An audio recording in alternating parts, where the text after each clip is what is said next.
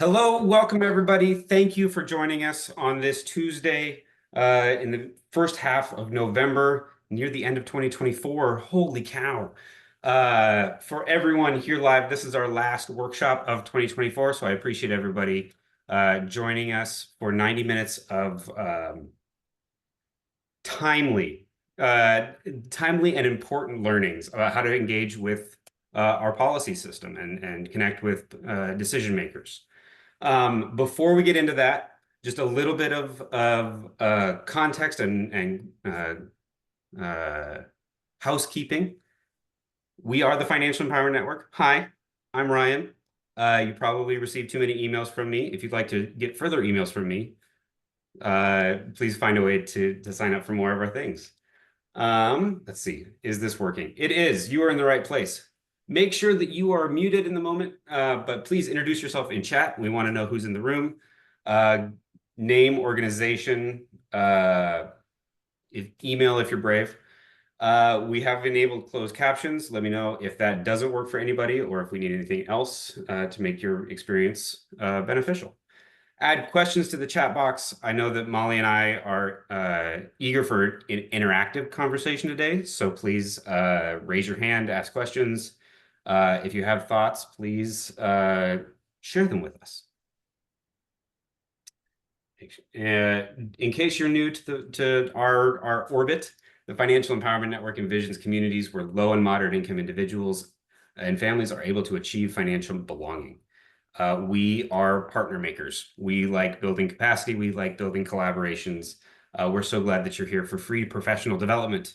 That is what we do. We make it easier and possible for people around the state to engage in financial empowerment work. If you haven't already, please check out fenwad.org/events.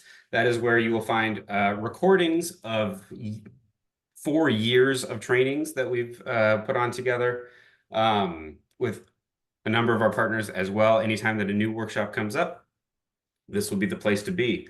This is also where you can register for the Financial Coaching Network. This is an ongoing and fantastic community of practice. We meet every month, build our coaching skills, and have conversations so that we're up to date on resources and can sharpen our coaching skills.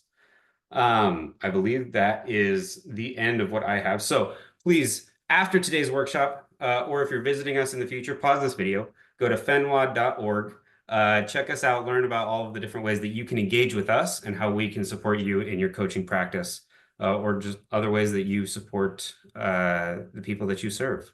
With that, yes, end of that. Let's get rid of that. Let's bring up everybody here. Thank you, everybody, for introducing yourself in the chat. Please continue to do so while I have the distinct pleasure of introducing Molly Gallagher. If you joined us in Washougal for the Bank on Washington annual forum, we had a great conversation over lunch on how to turn our story into advocacy. We're taking that to the next step. Here today, Molly is the communications coordinator at the Statewide Poverty Action Network. They work with their statewide community to change the narrative on poverty and pass policy to end poverty in our state. Those are enlightening and inspiring words, especially on this particular Tuesday. So thank you, Molly, for joining us, sharing some of your wisdom, your energy, and your know-how with us today. So with that, I get to sit back and learn. Molly, the floor is yours. Awesome.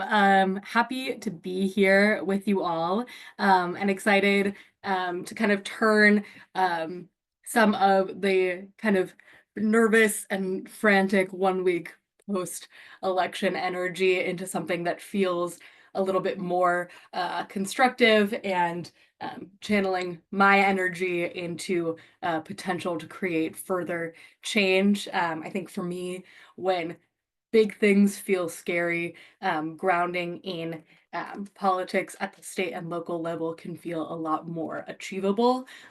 And quite frankly, is where a lot of the policy that impacts our day-to-day lives gets decided, and where our voices can be heard the loudest. So I am really grateful to hold this space with all of you and to explore our state's legislative process and how to use our stories and our voices to influence it. So I'm Molly. I use they, them pronouns. I'm here with the Statewide Poverty Action Network. Would like to acknowledge off the bat that I am speaking from Seattle, the traditional land of the Duwamish people, past and present, and I would like to honor with gratitude, the land itself and the traditional stewards of this land. Just making sure to acknowledge that I'm speaking from the unceded lands of the traditional stewards of Seattle for time immemorial. In this conversation, as Ryan said, I'm hoping to have more of a workshop than a presentation. This legislative process at every level is designed to be confusing and inaccessible. So there will be a lot of space for discussion and questions, and I encourage you to ask them. There is no such thing as a silly question, especially when talking about oftentimes silly and arbitrary processes. There might be a silly answer, but there is often an important space to ask the question. Let's honor and assume good intent, but be respectful when we're engaging with each other. These are heavy times, and these are heavy subjects. We're going to be talking about things that may be vulnerable. So let's please be present and respectful when engaging with each other. The Statewide Poverty Action Network is an advocacy organization based out of Seattle. As I said, we work alongside low-income communities and communities of color in our state to support emerging leaders, mobilize voters and advocates, and advance equitable policy solutions. We believe that change starts with community, like the community we are in this room, and that by centering the voices of those impacted by poverty in the rooms where policy decisions are made, we can build an equitable Washington free of poverty. We believe that poverty is a policy choice, and that by centering the voices of those impacted by policy in the spaces where it is decided, we can make the policy choice to end it in our state. This work starts in our semi-annual listening sessions where we travel around the state to listen and to the voices of those who are impacted, living on a low income, to hear what changes would benefit them and influence their lives. We then bring those voices to our annual policy agenda and bring those folks to Olympia at our annual MLK Lobby Day event, which you are all invited to attend, where we learn, as we are going to today, about how our legislative process works, and then meet with our lawmakers to make our voices heard. We then continue that advocacy through the legislative session, building community leadership while we work in Olympia to advance policy solutions. I'm going to today invite all of you to join us in that process by signing up for our newsletters so that you'll know when Lobby Day registration is live, so that you can join us in putting what you learned today to work in Olympia this winter. I think off the bat, the legislative process is intimidating, but advocacy is a big word for just telling your story. And I prefer to think about it as storytelling, because storytelling and advocacy are in fact one and the same. I think just a quick pep talk of change is in fact possible, and we don't have to accept the status quo. The way that we, change laws and systems that are broken and backwards is by generating pressure through advocacy. Systems, they change very slowly, but they change by the pressure generated by individuals sharing their voices in the halls of power. Advocacy is the process of applying that pressure to make change, and the way you do that is just by sharing your experience and your story. by doing this, you can hold elected officials accountable to their constituents, which is you. I think it is natural and normal to feel intimidated by lawmakers and policymakers when it is in fact the pressure should be the other way around. Their job is to represent your needs and experiences and interests in the statewide legislature, and by speaking to them and sharing your experience and your needs, you are doing them a huge favor by giving them the answer of how to represent you in their job, which is to do so. Even if that audience is not as receptive as you might like, by sharing your story, you can shape the narrative on an issue you care about, break down stigma or misconceptions that predominate. You can also, build community and grassroots power with others with similar experiences. I know I felt that 2 weeks ago at the Bank on Washington Forum, where folks were in community together, building that solidarity by sharing how their experiences were similar and finding ways to work together. I saw how we did that by sharing our experiences and mobilizing that towards a better future. And most directly, you can influence policy outcomes. By sharing your story, you can illuminate why a certain policy doesn't make sense or why a certain policy might be necessary to make your life and the life of those in a similar situation easier or better.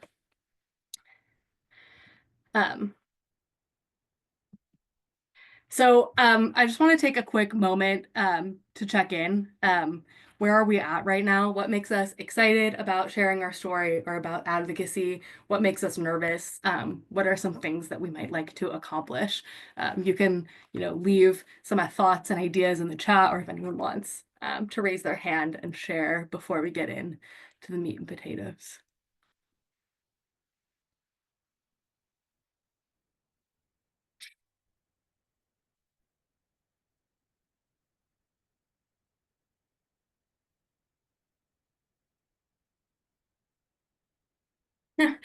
Ryan says, "What if people don't care?" I really feel that. I think as a communications person, I feel like I am often shouting into the void, whether it be the void of a Zoom room or like the void of social media, or submitting a letter to the editor into like the void of my email or something like that. And it's really easy to feel like no one is listening or paying attention. But I think, a lot of the time when you shout into the void shouts back, or someone says, "Hey, thank you for telling me this. I didn't know." Or someone says, "I will support you and sponsor that bill or vote yes on this like proposal." And I do think that's worthwhile.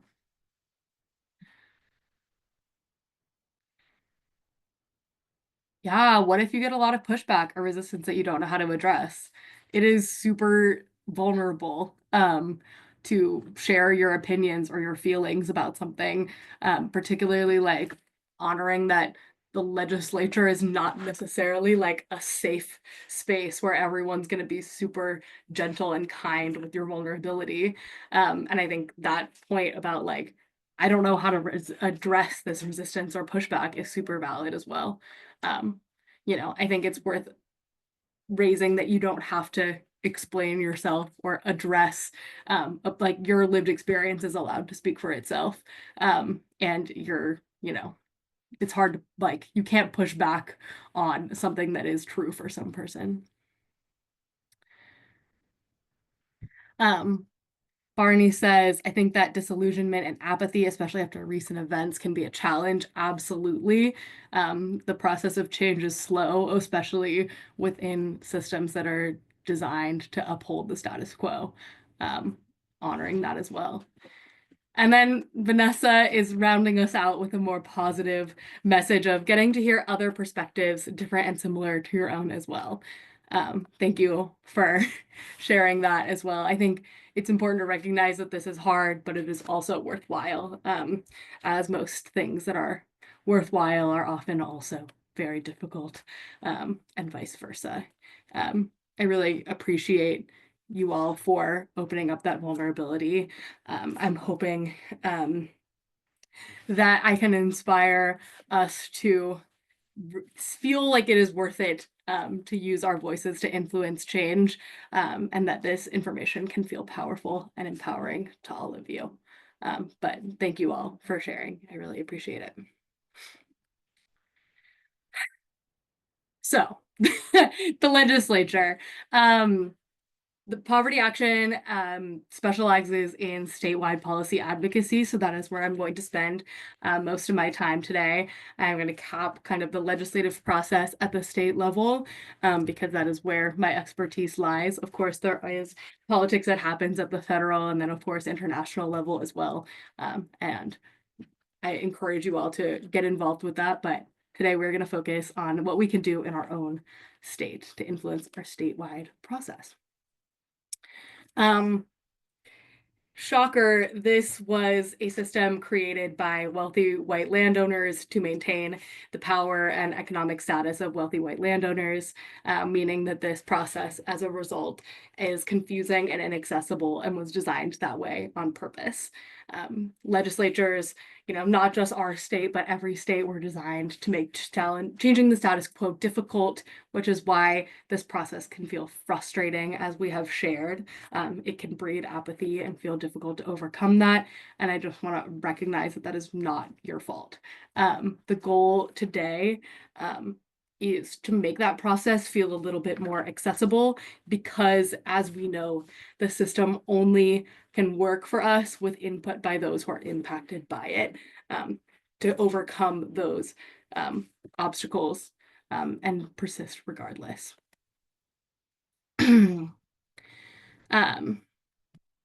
So in our state, we have more or less 3 levels of government. The highest level is the statewide legislature, which meets in Olympia, and then you can go lower than that and have your county government, for example, King County. And then even smaller than that, you have your local city council and your mayor of your city, for example, Seattle. So there are elections, there are representative officials, opportunities to provide testimony, sign petitions, forward motions or whatever at every level of this government structure. I show this to highlight the fact that, in my mind, the more I want my voice to be heard, the lower the level of government that I target. I think this makes sense. Obviously, the lower the level of government, the fewer voices are being represented by a similar number of people. So, for example, in our, federal House of Representatives, you have 1 representative. In your state representatives, you have 1 representative. In your county, you have a whole council of people. And in your city council, you might have like 1 or 2 city council members who represent your voice. But for that 1 person, they're representing fewer and fewer people. So they have more time to listen to what any 1 person has to say. And there are fewer votes, for example, shaping the outcome of who fills that seat. So if you want your voice to be heard the loudest, I would recommend targeting the lowest level of government first, and then working your way upwards as you gain confidence and you build community with other advocates in a similar area. Similarly, the more local the office that you are targeting, the more local the impact. So if you want something to impact yourself and your neighbors in your community more specifically, I would recommend turning, to your city council member or to your school board or something of that nature to see a more direct impact more quickly. But if you want a bigger change for more people, you can turn your attention upward to the state or the federal government. But I think that like banging your head against the wall feeling kind of decreases as you get more and more local, because there are fewer people contacting their city council member or getting involved, attending city council meetings and providing testimony and things like that.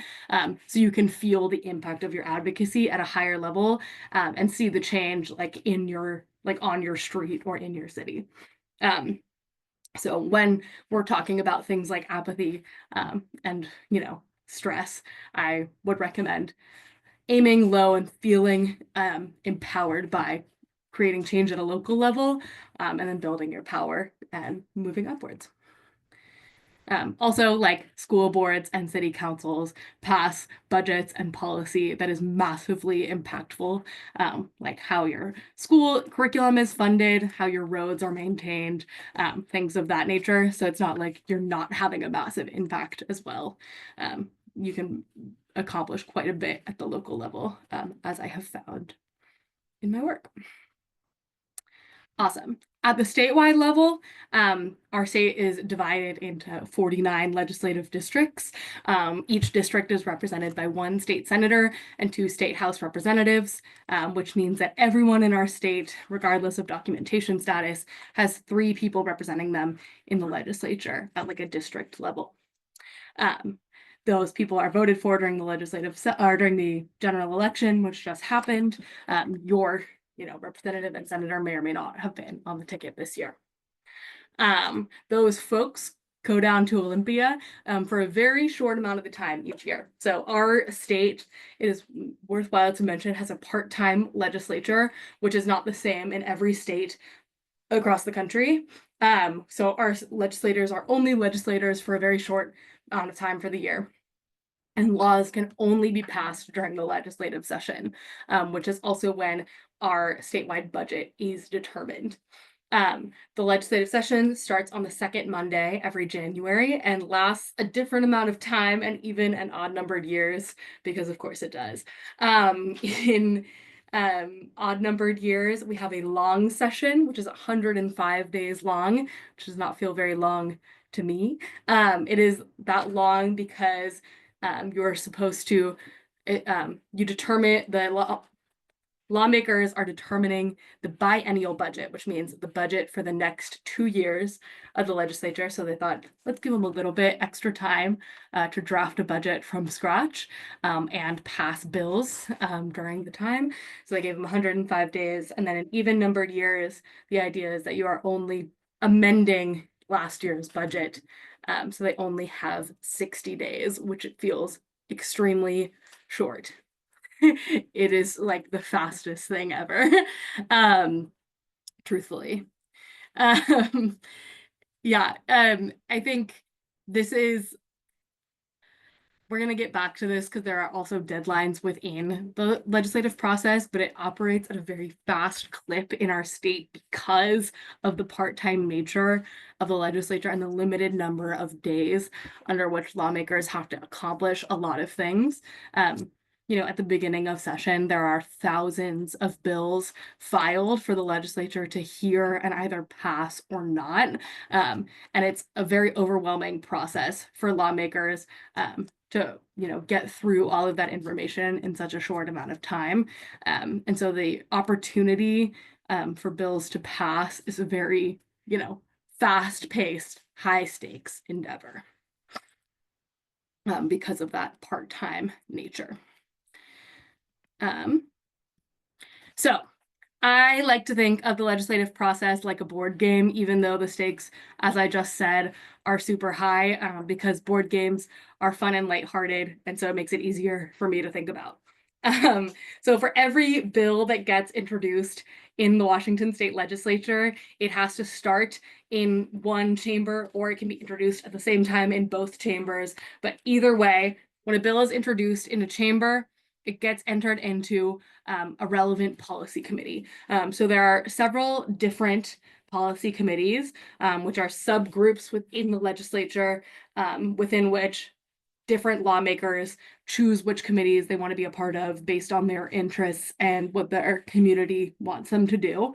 A lot of the poverty reduction bills, for example, go to the Human Services Committee or the Consumer Protection and Business Committee, things like that, or the Law and Justice Committee.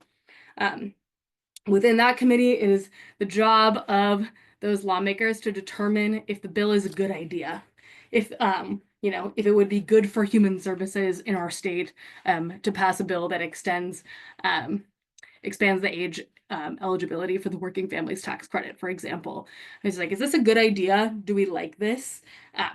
In the policy committee, they hold public hearings where members of the statewide community, like myself, like you, can sign up to speak and share why you think this bill is a good idea or a bad idea and what you think the committee should do about it. You can also submit written testimony, which has no time limit and you can edit, which is nice. And you can also show your support or opposal by signing in pro or con for that hearing. If the bill has a hearing and then gets voted with a majority by the policy committee deadline. Yes, there's a deadline. It then may or may not move to the fiscal committee. I say may or may not because every bill, when it is filed, which happens before session, gets assigned a price tag by the Office of Financial Management, which is a body of nonpartisan staff. They're like, I think this bill will probably cost $25 million to implement or something like that. If the price tag on a bill is above a certain level, it has to go to a fiscal committee after the policy committee. In the fiscal committee, they're like, okay, the policy committee thought this was a good idea. The fiscal committee says, is this a good investment for our state right now? So they think about, the biennial budget they're creating or amending. Is this, going to generate revenue or spend a lot of money? Is it worth the investment? Again, in the fiscal committee, they hold a public hearing where you can say, I think this bill is a good investment for our state. I think expanding age eligibility to the working families tax credit is a good investment because it will give folks, money in their pockets to spend in our economy or, stable financial grounds to search for gainful employment or something like that. If the rule or the fiscal committee is like, yeah, I agree, that is a great investment for our state. Yes, and a majority of the committee votes yes before the fiscal committee deadline.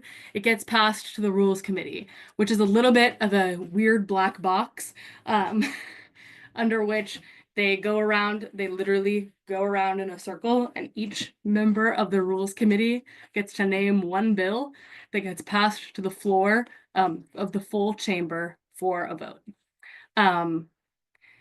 That sounds insane. It's because it is.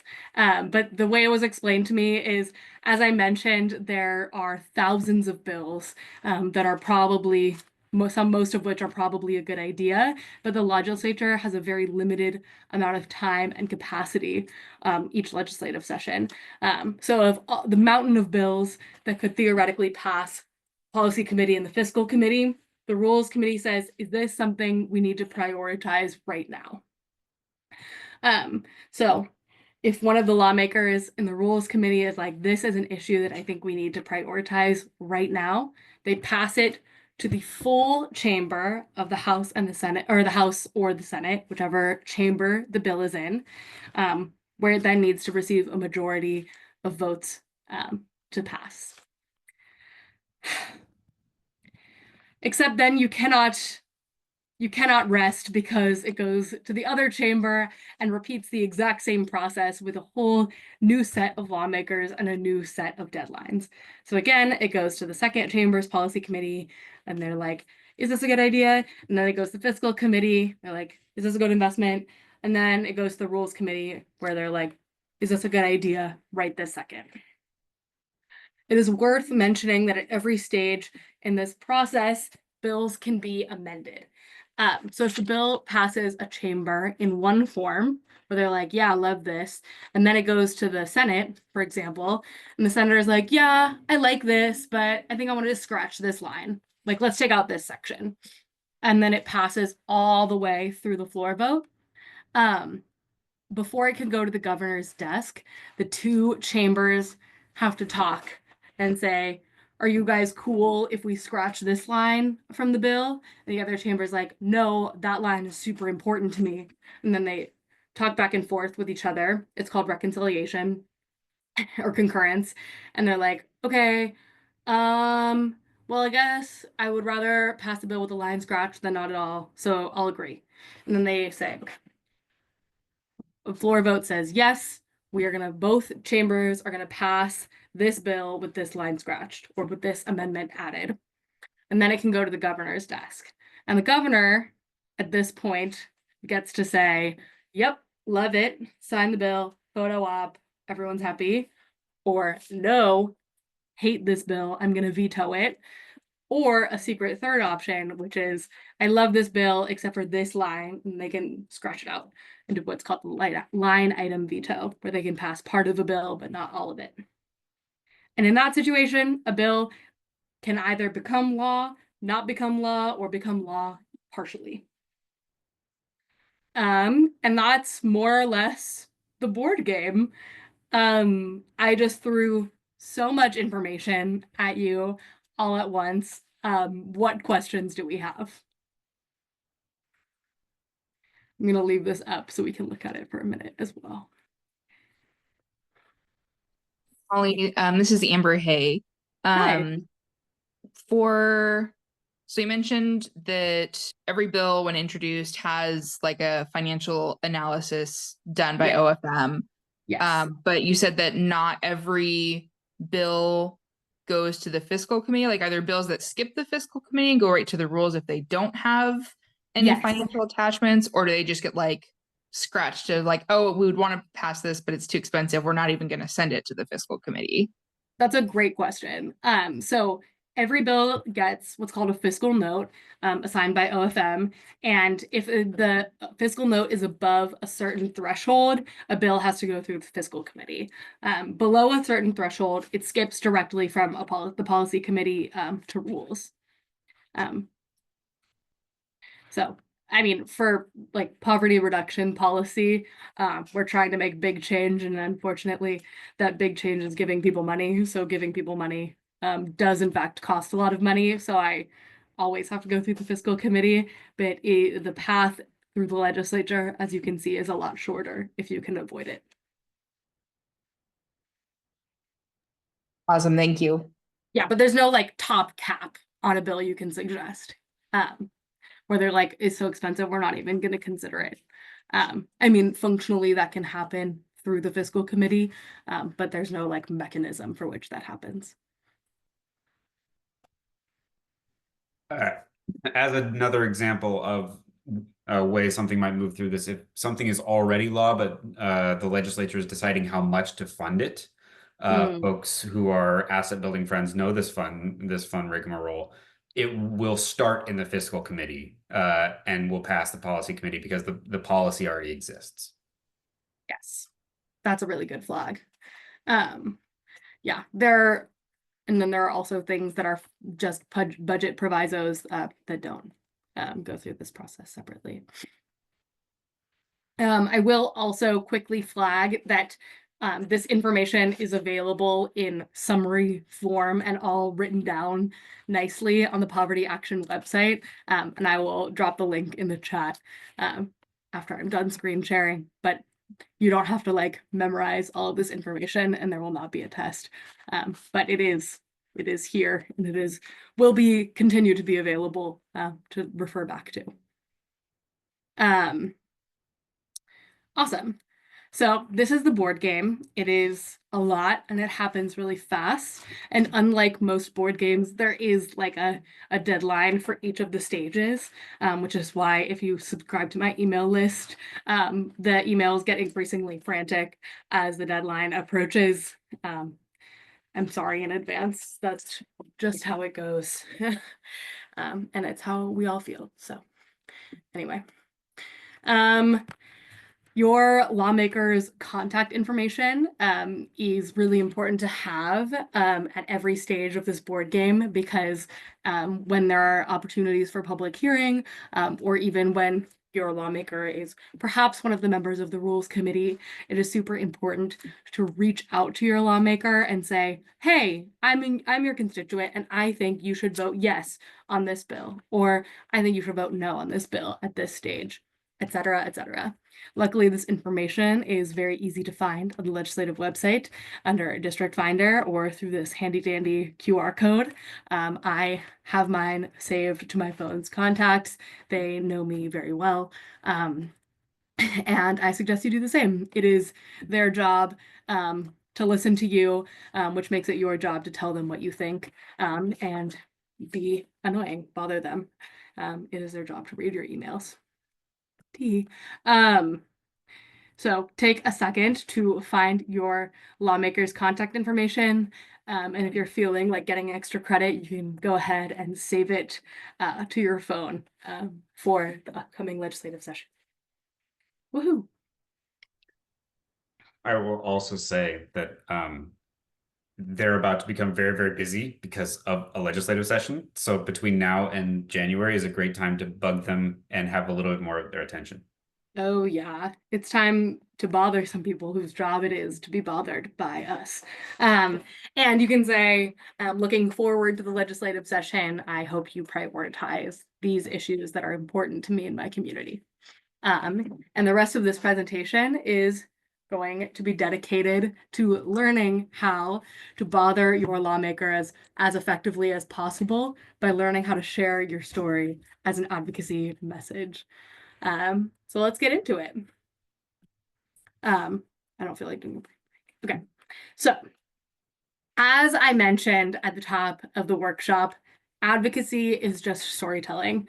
Our brains respond best to stories, emotions with a call to action that bring up feelings that we might share with our audience. When the way I like to think about it is I do not remember all of the dates and names that I was taught in my high school history class, or all of the like statistics I read in my textbook, but I remember the stories my teachers told me that brought up feelings that I connected with, or that motivated me to share a certain worldview or share a certain feeling about events in history. And that's how we remember things best. Lawmakers famously are people who react to feelings and emotions the same way. They're presented with about 1 million bill numbers, about 1 million statistics, and the things that resonate the most with them, just like the rest of us, are stories that are connected to our lived experiences and the lived experiences of the people we care about. So when we can share stories based on shared emotions, shared visions, shared values, that's where we can connect and influence the most policy change. And the way to do that is to kind of bridge a vision of a future that you and a lawmaker or you and a decision maker might share, and the reality that our current existence and our current experience does not live up to those values. And then suggesting that a specific policy could bridge the gap between our current reality, our lived experience with the problem, and a shared vision of a future with that problem solved. All advocacy messages kind of contain these 3 components: shared vision and values, current lived experience with the problem, and a policy bridge that will lead to connect those 2 pieces to each other. So whether you have 1 minute in a busy testimony room, or you're writing a novel that you're gonna drop at your lawmaker's door, Martin Luther style, all of that can be summarized by these 3 pieces, and they should be present every time you are giving an advocacy message. So to do that, we're developing a story. We start by thinking about an issue that has touched your life. I recommend there are about 1 million things that you can care about here. We all have a giant laundry list. Choose an example that you have an example of from your lived experiences or the lived experiences of the people that you work with, that you are comfortable sharing with strangers. If you are sharing your story, pick one that you can talk about without re-traumatizing yourself. I always say, speak from a scar, not a wound. It is not your job to process your trauma on the house floor. You should talk about things that you have processed already, so that it is not re-traumatizing to share your story. If you are telling the story of a loved one, of a friend, of a client, it is super important that you ask for consent before sharing someone else's story.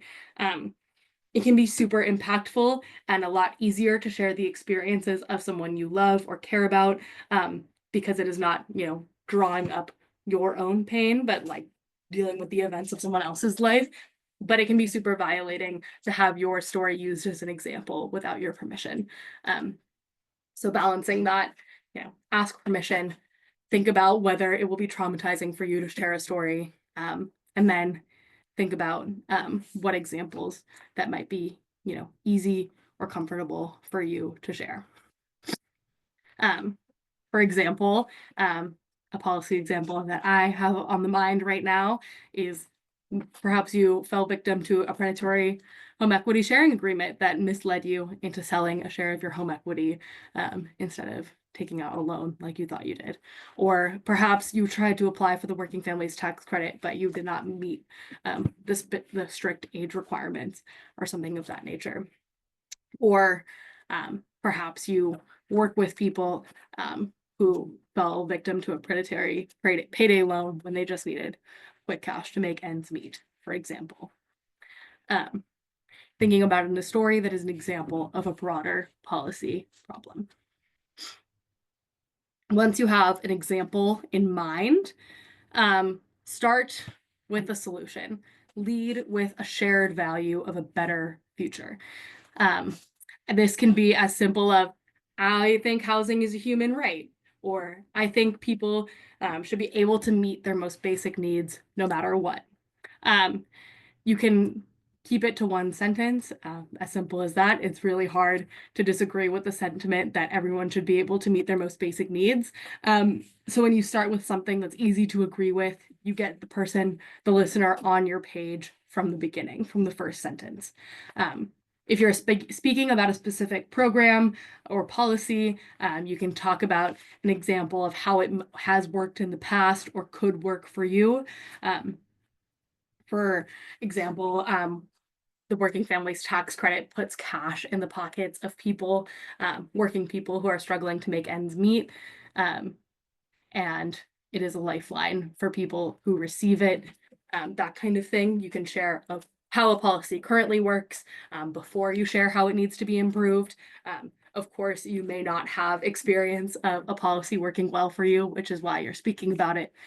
So let the example kind of guide your reasoning. Also, the format, you may have 1 minute to speak. You might have 180 characters on Twitter.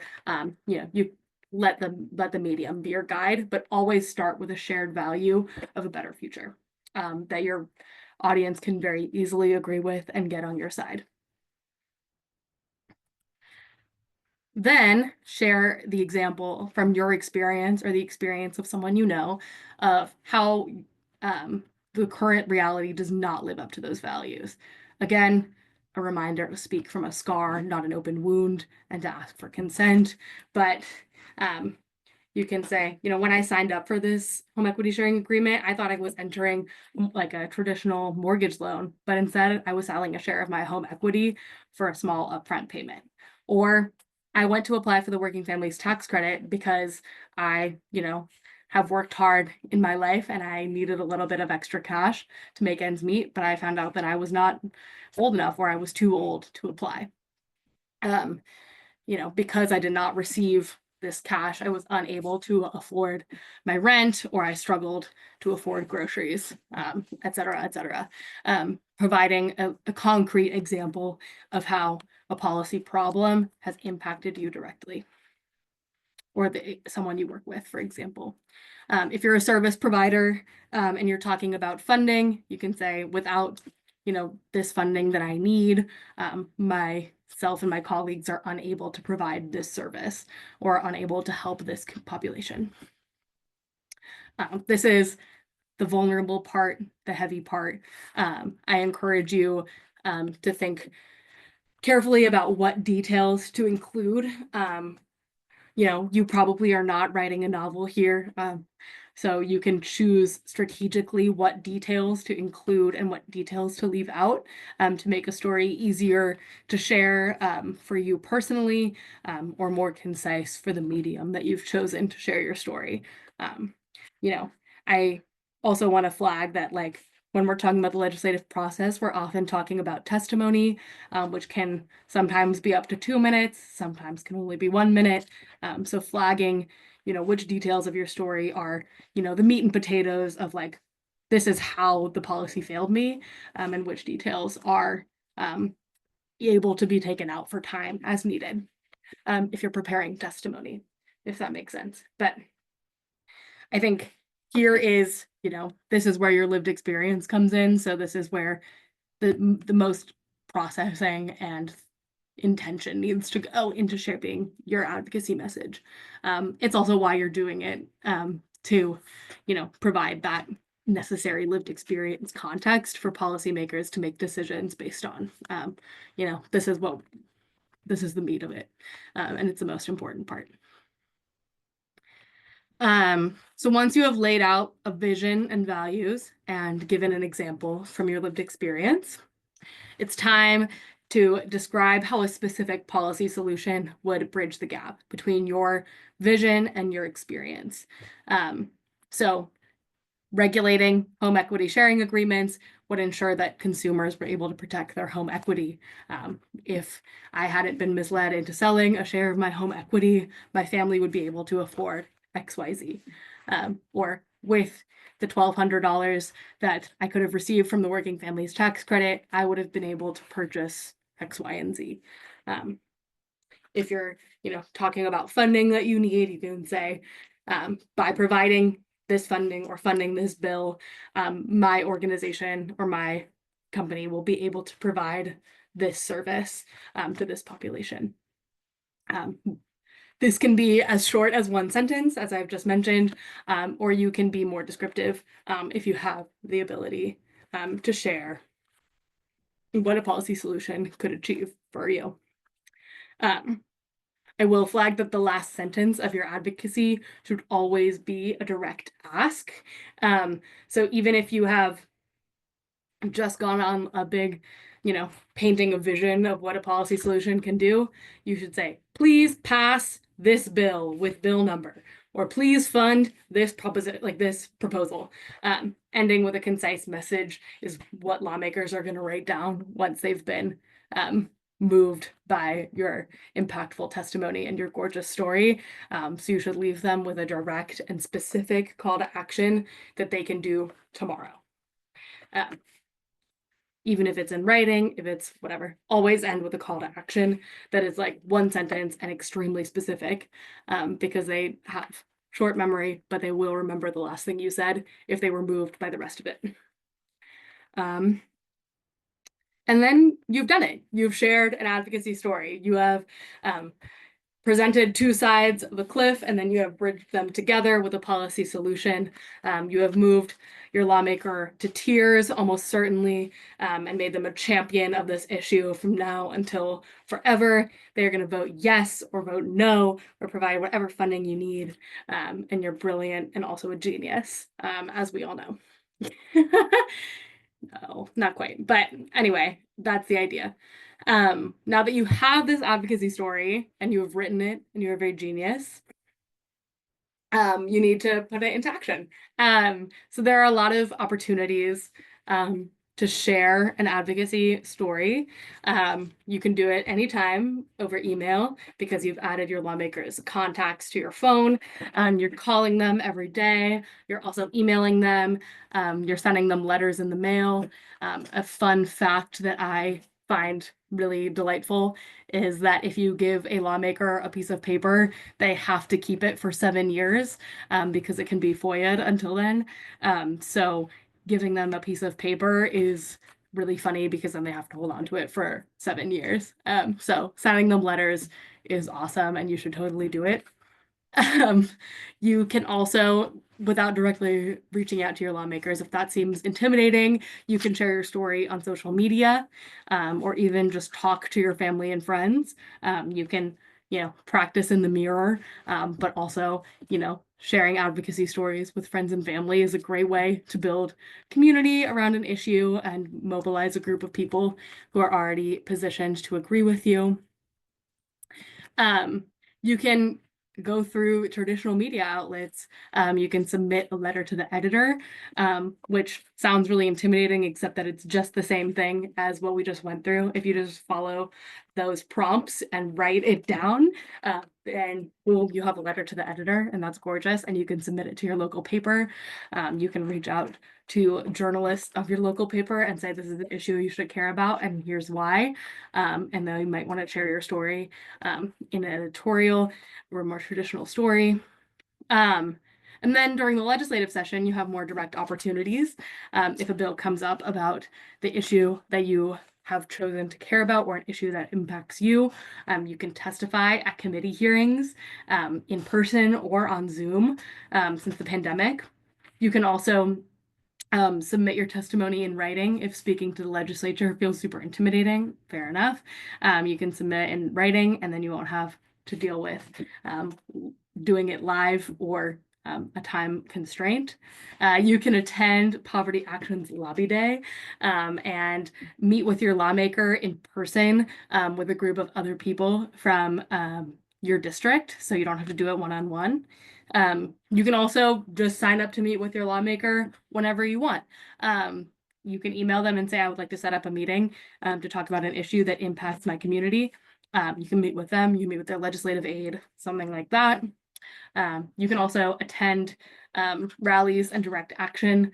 You can sign up to speak at a rally, or you can just attend and bring a little sign and say, yes, I support this, and join a crowd of people. There are so many ways to share your story to influence policy change. Some of them are more time and effort intensive, and others are just like signing in pro or con for a committee hearing, which takes 2 seconds. But all of it is super impactful in a way to share, show your voice and be heard in the legislative process, which is, as we know how it works at its best, is when we all pay attention and provide our input. So I just threw so much information at all of you. What questions do we have? I can return to any of the slides, provide context or more information, but I want to hear from you what questions we have. I'll give everyone a minute to think while I throw in probably the best question that I've heard in one of these. Who are the gatekeepers as a bill moves along? Like, my legislator might not be the person making the decision.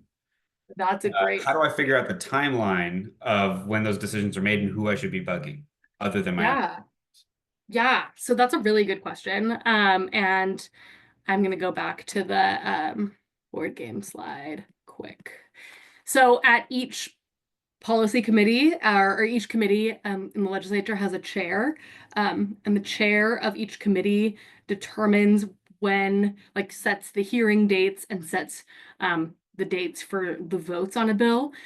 So if your lawmaker is not the committee chair of a bill that you care about, you can also just reach out to the chair of a committee, even if you're not their constituent, and urge them to, hold a hearing or schedule a vote on an issue.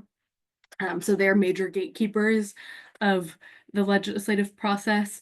I would say those are the main gatekeepers. Also, the governor is a gatekeeper, the kind of final boss, so to speak.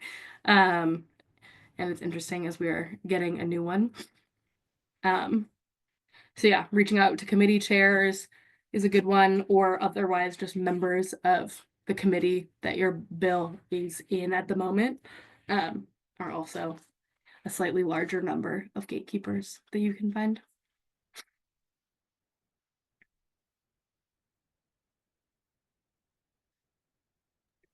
We have a question from Daniel. At the moment, is there any bills to help builders or land trusts in acquiring land to make it easier to build affordable housing for low to moderate income families? Off the top of my head, I do not know.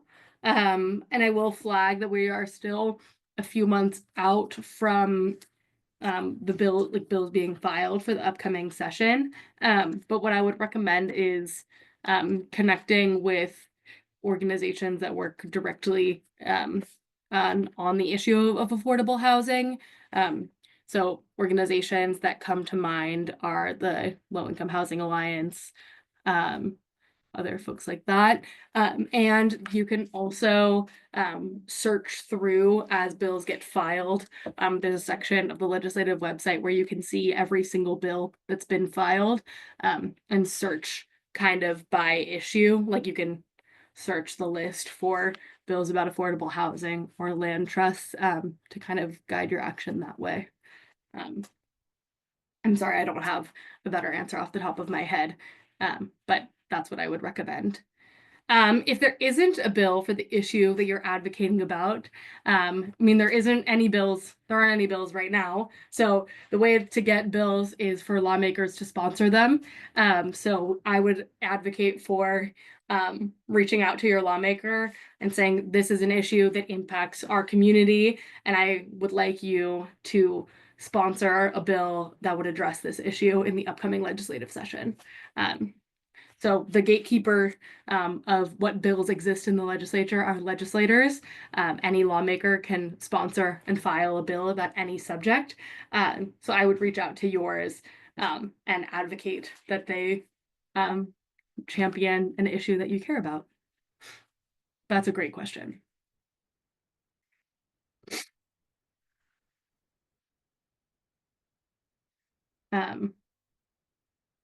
Yeah, that's kind of the nice thing, is that like anyone can work to file a bill about an issue they care about, but you know, the process of getting it through all of the hoops is what's tricky.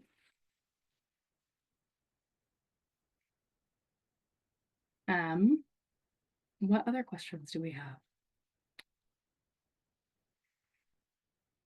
These have been super great. Y'all ask me too many questions during the legislative cycle to not have them now. Come on. See, um, um, I mean, I could have just done a really fantastic job explaining everything. So now I think we're gonna land on that. we're all perfect now. No, what I want to end on is some quick action items that we can do right now. So let me get to the end here of my little slides. So thank you. And I'm going to stop screen sharing so that I can see your faces. I think the next step for everyone should be, if you haven't put your lawmaker's contact information in your phone, do so. If you are not signed up for any action alert newsletters, I mean, I assume you are because you get emails from Ryan, but you should also sign up for Poverty Action's action alerts. I'll send the link in the chat. So if you receive our newsletters, I will send you kind of direct action items to sign in pro or con for different bills.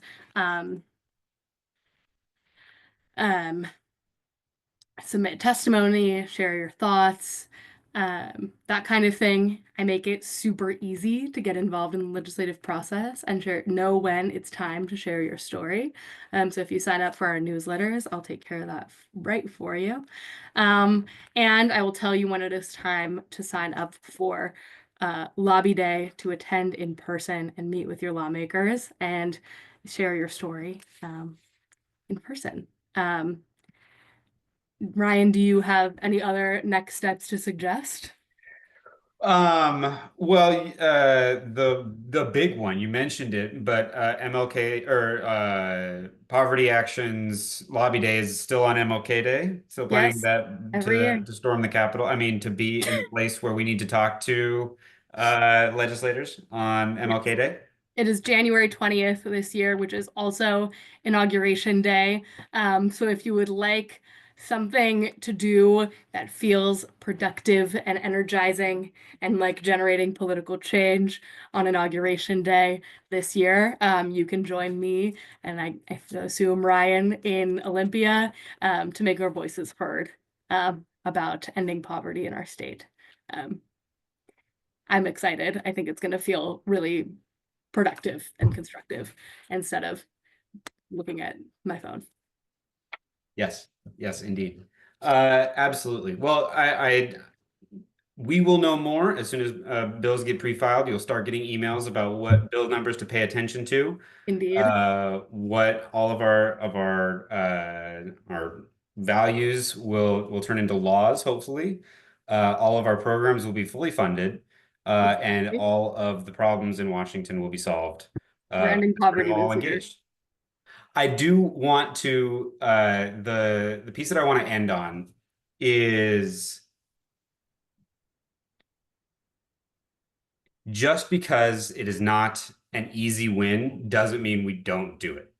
Yes. Um, Molly, I hope that I can poke you for a story of your own of a time that the road to social and economic justice was longer than you thought it would be. And how did you turn those not right nows into, okay, let's do it? Yeah. So I am a wee baby, so I have not been in this work for very long. But one of the first things that happened in my first year in the state legislature, was that a bill that my organization had been championing for 15 years passed finally in the statewide legislature. We passed dental therapy, which was a bill that my boss had been championing and grinding and working so hard, dedicating her work to, for over 10 years. It finally passed the first year that I was there. And I was like, awesome, like we did it, guys. Like I'm so excited to have like passed this bill that's gonna increase access to like dental care for people living on low and moderate incomes. Like this is gonna be so great. Like I can't wait to like end poverty next year. And then, of course, like the next year, only one bill from our policy priorities passed and it got super amended down. I was like, oh, right. Like it took 15 years to pass this massive policy win. And it just happened to be the first year that I got here, which was super energizing. But every time I face like a setback of like, okay, you know, budget landscape doesn't look great this year or something, yada yada. When the news isn't what I wanted to hear, I remember that like, right, this is a 15 years at a time kind of project. And this landscape is designed to make you feel disheartened. But then I remember the feeling and the look on my boss's face when we finally got it, or we finally passed the thing, and we got to see, the impact that it's going to have as it gets implemented. So yeah, it takes a really long time, but like you got to stay in it for the wins because they're totally worth it, even if you didn't even know the context. Like getting in there year one and feeling the energy of it was super exciting, and it fuels me to go forward. And I guess you never know. It doesn't have to be 15 years every time, but I think the potential for that feeling again, it's like that's what I'm chasing. We're thank you for that. And oftentimes we jump in on year 14 of a 15-year project, Yeah. and we have to be grateful for the work that's already been done to get us to this point. And it's not going to continue unless we give a damn. Yeah, So totally. I want to thank Molly one more time. Thank you so much for providing what is the most important civics lesson for all of us in this particular moment in time.